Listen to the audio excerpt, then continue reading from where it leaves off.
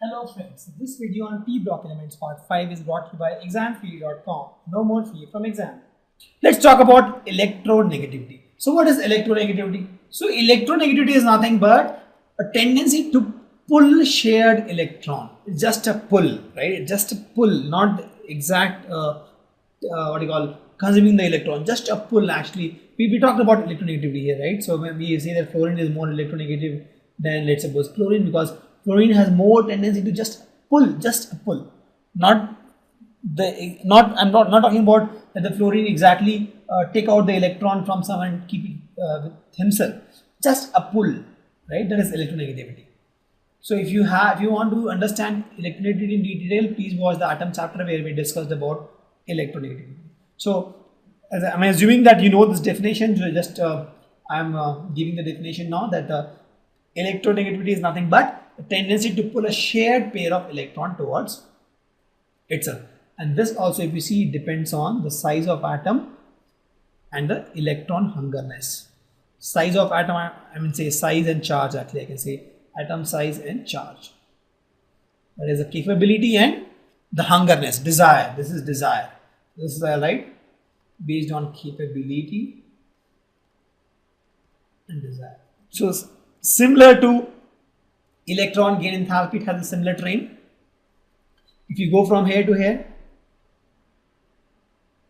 so if you compare boron and let's suppose oxygen has more hungerness for electron, because the moment you oxygen, or let's compare boron and fluorine. Fluorine has more hungerness for electron because the moment fluorine gets one electron, it will become stable. So hungerness is more for fluorine. Also the size is less for fluorine and charge is more for fluorine. So if you see all these three parameters, compare boron and fluorine. Fluorine is pretty good. So if you compare boron and fluorine, so fluorine has almost 4 electronegativity and boron has almost 2. Correct. Similarly, if you go down the group, if you see boron and let's suppose we compared indium.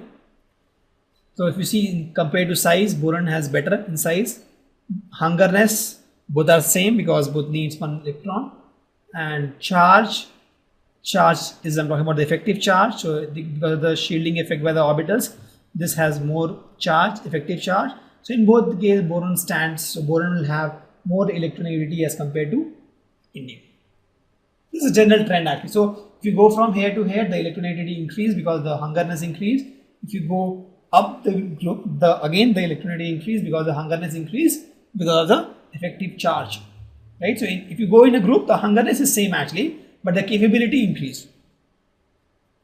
Right? Now, if you see, the neon and argon has almost 0 electronegativity. Why? Because they are stable. They are happy in life and they are stable. They don't want extra electron in their life to make their life disastrous. So they are happy and they have 0 electronegativity. And this trend breaks in aluminum and silicon. If you see, the trend is that if you go down the group, it should decrease, but if you see here, it is increasing here. Similarly, if you see, it has to decrease, but again here as you see, it has increased right away. So if you see, these guys are trend breaker here. Here also will give the same logic.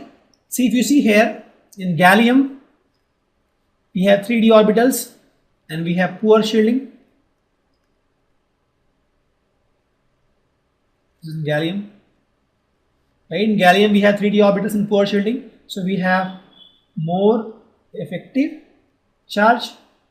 Right? So more effective charge means more capability. See, if you go down this group, the hungerness to get electron is same. Right? Both same, because if you see in all these nitrogen family, they all need 3 electrons to be stable. Here they all need 2 electrons to be stable. Here they all need 1 electron to be stable. Right? Here they all need 4 electrons to be stable. So that is hungerness is same. But if you compare aluminum and gallium now, gallium has got 3d orbitals that has poor shielding. So effective nuclear charge on gallium is more as compared to aluminum. The same logic which we use for size. Since the effective nuclear charge for gallium is more, the size also is, if you compare now size, let's suppose, let me change the color. So let's compare aluminum and gallium. So aluminum is this and gallium is small actually. Right? So if you compare aluminum and gallium based on size, This guy's advantage because gallium is less in size, 3D shielding effect. Effective nuclear charge, gallium is advantage.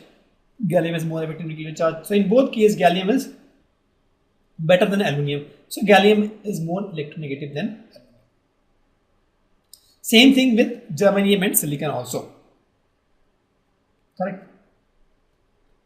So if you see, anything in chemistry has a logic behind it, right? So if you see the size is decreasing, there has to be a logic. If you see the electronegativity has some trend and there is some exception, there has to be a logic for the exception also. So in this case also we have seen for ionization enthalpy, electron gain enthalpy, electronegativity and size, we saw there is a logic for the variation. And hope you understand the trends of the electronegativity, ionization enthalpy, atomic size in the p block element. Thank you. Visit examfear.com to watch free educational videos, try free online tests, get the best quality study materials, study from the best tutors and mentors, and much more. Thanks once again.